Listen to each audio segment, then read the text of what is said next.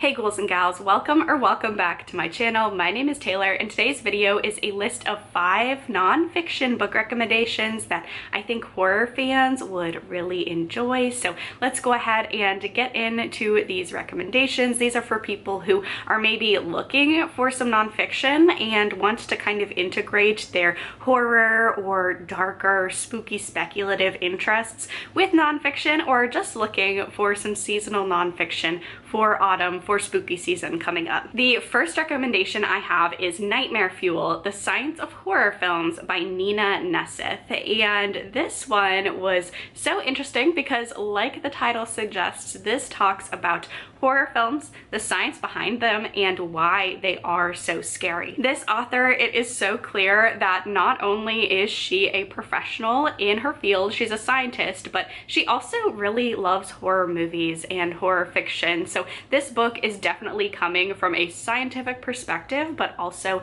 a love for the genre. And this book uses psychology, sociology, and physiology to explain why horror is so effective, why different types of scenes are so effective, and how things like how a shot is set up or how a scene is scored can really get under your skin. So this definitely goes into some spooky science, and I think it's really interesting. I was worried when I initially read this one that maybe some of the magic would go away if I knew the psychology behind why things were scary, why we found certain things in horror films scary, but that was absolutely not the case. This was an engaging read. It goes over a lot of examples, anything from classics to more modern films. This book came out in 2022, and then it also has some interviews with directors, film editors, composers, and also other academics to round out this really fascinating nonfiction. This next recommendation is for my history lovers. So if you just love reading historical nonfiction, you love history, and you are looking for a dive into some more paranormal things, then I would recommend The Apparitionists, A Tale of Phantoms, Fraud, Photography, and the Man Who Captured Lincoln's Ghost by Peter Manseau. So this book is taking a look at post-Civil War America and really exploring the psyche and the interest in a time like how spirit photography and spiritualism and the belief in ghosts really became on the rise, and exploring what things in society led to this desire to speak to spirits, to get spirit photography, and also the people who were helping speed that fad along, whether it was true believers or people who just wanted to get on the craze and make a quick buck. The main subject of this book is William Mumler, who was a spirit photographer. He was one of the first to create these spirit photographs, and he photographed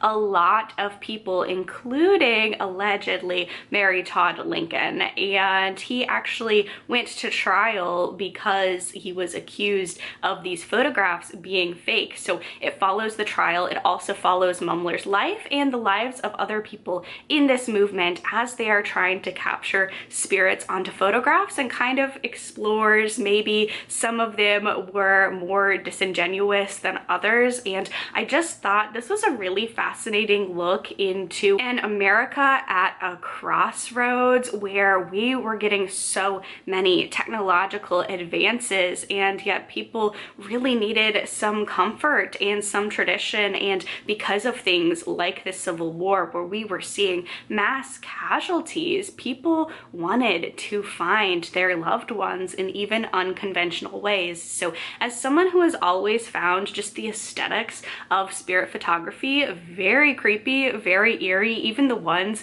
where I know are fake, I think the artistry that goes behind creating these, I think, is so fascinating. So if you're interested in any of that, interested in how spirit photography was created and how these photographs were created, but also kind of the spiritualist wave, the frenzy that swept the United States during this time, this is a great book for that. The next next book recommendation that I have for you today is The Black Guy Dies First, Black Horror Cinema from Fodder to Oscar by Robin R. Means Coleman, PhD, and Mark H. Harris. And this is the history of Black horror films, and this really dives into that history. And what I liked about this one was that it was such a commentary on different tropes that we see in media when it comes to Black characters in horror and Black horror as well. But it also gave me so many movies to add to my watch list because it talks about the super famous ones like Night of the Living Dead or Jordan Peele's Get Out, but it also mentions so many movies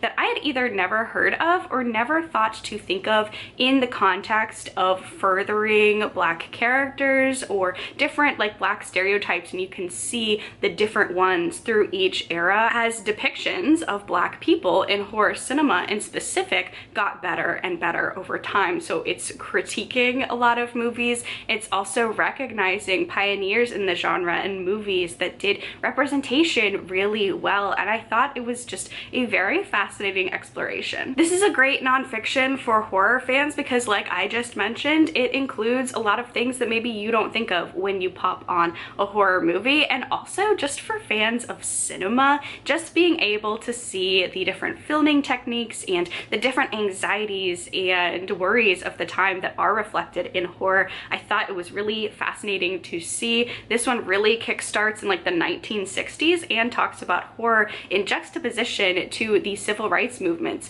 that were going on at the time. So this is a really fascinating cinema history that I would recommend for people who are interested in that history and who also want a lot of interesting off the beaten trail movie recommendations. The next nonfiction recommendation I have is It Came from the Closet, Queer Reflections on Horror, edited by Joe Vallese. This is a collection of 25 different essays in which authors come together and write about the impact that horror fiction, horror movies have had on their lives as queer people. Each of the different pieces focuses on different aspects of this theme, maybe different movies or different subgenres, but it explores the sometimes complex relationship that queer people have to horror cinema because on one hand, there are a lot of movies that are very homophobic, transphobic, or really portray queer people in a very negative light, but on the other hand, horror fiction and horror movies are often very progressive for their times and champion causes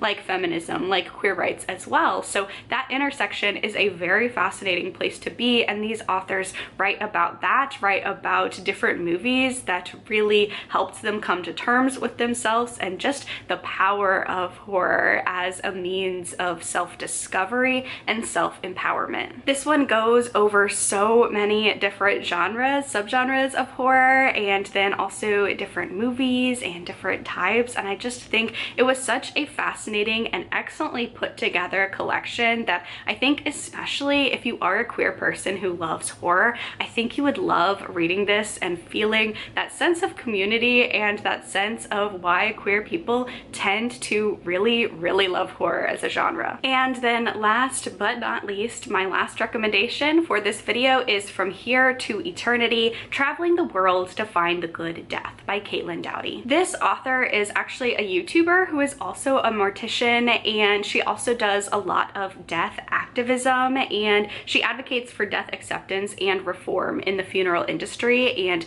this book was such a fascinating read because, like the title suggests, she is going around the world to seek out that good death, or seek out the different ways in which different cultures perceive death, how they handle death, and different burial practices and things like that. The fear of dead bodies, death, or the fear of mortality is a very common one, and as Caitlin is going from culture to culture experiencing these different practices, she is exploring what makes a good death, what makes a respectful practice, and is also critiquing different aspects of especially the American funereal system, including embalming and the sometimes very impersonal nature of the funeral system system, which leads to maybe a harder grieving process. So this was very fascinating. I definitely have some anxieties. Even though I love horror, I feel like I use horror as a way to confront some of my anxieties about mortality, about death, and I think this book did that so beautifully. I just thought it was such a beautiful book and really exploring just how universal, I guess, it all is, because no matter how different the practices were from culture to culture, the premises of love and caring for your loved ones up until their death and even after they die and continuing on their legacy and wanting to honor them, that is universal. So I thought this book was very, very fascinating, really cathartic for me to help me confront maybe some of my own anxieties, and was just a really interesting and really respectful study about different cultures as well. So there you have it. Those are 5 nonfiction recommendations that I think horror readers, horror fans would really love. Thank you all so much for watching. If you enjoyed this video, please be sure to give it a thumbs up. Leave a comment down below. Let me know, do you have any horror adjacent nonfiction that you've loved? Subscribe to my channel so you don't miss any of my content. Stay safe, stay spooky, and I will see y'all in the next video. Bye!